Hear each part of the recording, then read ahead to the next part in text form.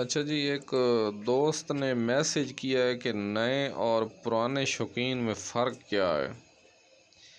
تو بھائی، نئے اور پرانے شوقین میں بہت زیادہ فرق ہے۔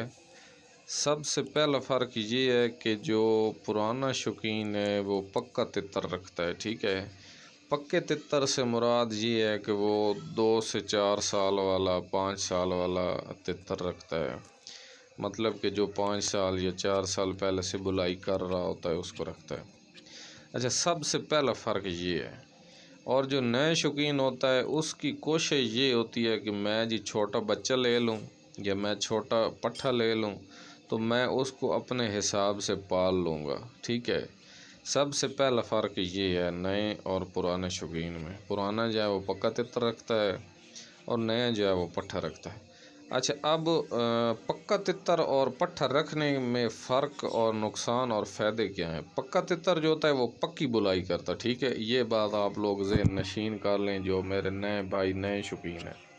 اور جو پٹھا ہوتا ہے وہ کچی بلائی کرتا ہے۔ کچی بلائی اور پکی بلائی میں کیا فرق ہے اب یہ سن لیں۔ پکی بلائی یہ ہے کہ صبح سے شام تک پکا تتر بلائی کرے گا، اور کچی بلائی جو پٹھے والی ہے وہ یہ ہے کہ وہ کبھی اچھا بولے گا، کبھی وہ تھوڑا سا ہلکا بولے گا، کبھی 1 گھنٹہ، کبھی آدھا گھنٹہ، اور کبھی مشکل سے وہ 3 گھنٹے بولے گا۔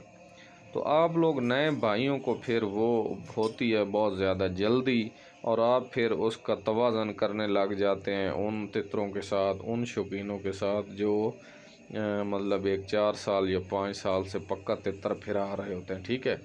تو اب بات یہ آتی ہے کہ جو پرانا شوقین ہے وہ پکا تتر کیوں رکھتا ہے اور نیا جو ہے وہ پٹھا کیوں رکھتا ہے۔